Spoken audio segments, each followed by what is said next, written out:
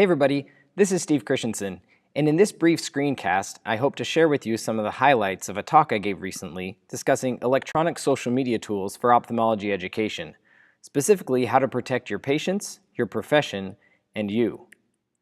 We're all very familiar with the bad and the ugly of using social media professionally. We see stories online of physicians, nurses, and other healthcare providers being fired or disciplined for comments that they've made on social media that put patient safety and privacy at risk. The American Academy of Ophthalmology recently published an advisory opinion talking about social media and professionalism, in which they gave several recommendations on best practices and how physicians, and particularly ophthalmologists, can use social media in a way that is professional and protects patient privacy. This is a picture of Austin Chiang, MD. Dr. Chiang recently started the Verify Healthcare campaign, in which he encouraged physicians and other healthcare providers to be transparent in their qualifications so that others that may be following and reading their content could be informed that they are experts in the areas in which they're discussing and that they can trust the information that's coming from them. So the Academy encourages us to state our qualifications and our competence in the things we're discussing online. This is a picture of Andrea Tooley and her stating her qualifications and her experience as a medical student and as an intern and a resident and now currently as a fellow. The Academy encourages us to be honest and have integrity in our communications with the public. This is a completely fake advertisement that I just created for the purposes of teaching how not to go about communicating with the public. This is a picture of Jay Sridhar, who is a fantastic vitreoretinal surgeon in Florida.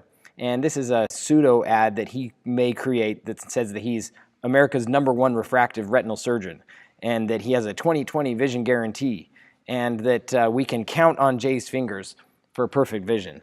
Now, clearly, these things are a little bit disingenuous and may mislead the public. And for that purpose, the Academy is encouraging us to not have ads such as this one, but to be honest in the things that we're using in our advertisements and our marketing with the public.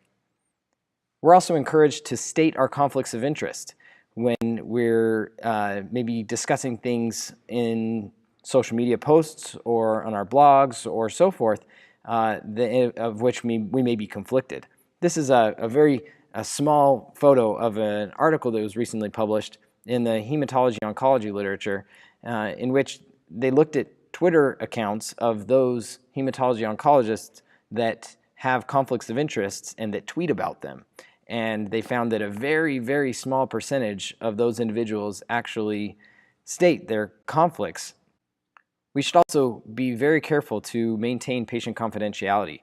This is an example of a tweet in which the individual said, "Today between the hours of 11 and 3 p.m. I had 18 patients who attempted suicide or had suicidal thoughts. This is a major issue." Now clearly this is a major issue, but this individual needs to be careful about not giving so much information that perhaps the patients and the families of those patients that they saw in the emergency room or in the clinic, that they could then identify that they were an individual that was being discussed here. Now clearly this individual is not giving the patient's names, their date of birth, and those sorts of things. But this is a little bit of a gray area when maybe this was not the best thing that to be tweeting about this type of a topic.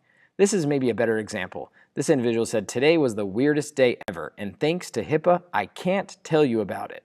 So when you're posting on Facebook or posting on Twitter or Instagram about patients, you need to just run that tweet or that post through your mental filter 2 or 3 extra times to be sure, am I saying something I shouldn't? And if you think that you may be, then you need to delete that tweet and just forget about it and move on, because we don't want to put any of our patients' confidentiality at risk. Here are a few examples.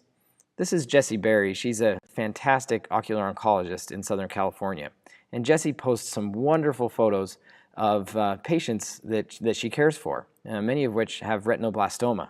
Now what I like so much about this post from Jessie is that you can see about 3 lines down from the top right that she says, "Posted with permission." Now when I see this post, I immediately think, yikes, that's a patient. But then when I see "posted with permission," one, I already trust Jessie and I know that her posts are fantastic and she very much appreciates HIPAA. But I also appreciate that she states that these photos are posted with permission, because then I know that that family is aware and this patient is aware of what's happening. This is another example from one of Jessie's recent Instagram posts. She's posing here with one of her colleagues, and it's a fantastic post. The thing that's a little bit risky, and I know that in Jessie's circumstance she thought about this, but for everyone that's considering posting pictures from the operating room and so forth, you can see that on the background is a whiteboard of the OR schedule for that day. There's no patient information, there's no medical record numbers, there's no dates of birth, but it is the information from that schedule for the operating room that day. So if you are going to post pictures from the operating room, be sure that you're not posting anything whose background has identifiable information. This is an example of a refractive surgeon that's posing here with several of his patients who seemingly are happy and satisfied after successful refractive surgery. This is a great example of a post from the practice and from this physician. He's posing with these patients. And this is okay as long as those patients have given permission for these posts to be published. And I trust in this circumstance that they have. This is an example of the same physician, but maybe this is even a better example of how physicians can use social media. In this case, this is the patient's Instagram profile that he is posting a picture with his surgeon. And so if a patient posts something posing with you as a doctor, you don't need to worry about HIPAA because the patient is choosing to publish that on their own platform, and that's perfectly okay.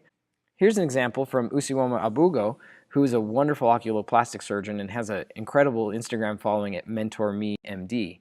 And this is an example of a before and after photo. Now you may think, oh, is this okay or is this not okay? Well, this is totally okay. This is not a full face photo, which by HIPAA standards, full face photos are not allowed. And you can see that it's just a before and after of a surgery that she had performed. Now, this is okay because it's not identifiable, number one, and then number two, because it's not a full face photo. Where physicians can get into a little bit of trouble in terms of posting pictures of things that are not of the full face are if there's an accompanying characteristic of that photo that is identifiable. For example, if this patient has a very unique tattoo on their skin that was just next to their lateral canthus or next to this lesion which was removed, and that patient could then identify themselves, or their family or friends could identify that this was their picture based on that tattoo, then this would violate HIPAA. So you just need to be careful. Is it identifiable or is it not? And if it's not, it's perfectly okay. Here are just some best practices to minimize risk when using social media professionally. Train your staff. Train all your employees, because those employees need to understand the dangers of using social media at work and posting things about work and about patients. And they need to understand that just in their day-to-day workplace environment, what is and isn't okay. And then a separate training needs to be done with the marketing team to make sure that they know what is and isn't okay in terms of posting content online. Number two, never violate HIPAA. We all know the HIPAA laws, but we need to just be reminded about these when we're starting to use social media professionally. Ensure that photos are de-identified and unidentifiable. Post about conditions and not about specific cases. Stay vague in the timing that you're mentioning in your post. Use the term recently instead of yesterday. For example, you could post, I recently did this surgery and here's a video of the surgical procedure, instead of saying, yesterday I did this surgery and here's a video. Because heaven forbid there was a complication, and then that patient could identify their complication as being from yesterday based on the date in which it was published. Number three is obtain written patient consent, and that somewhat goes without saying.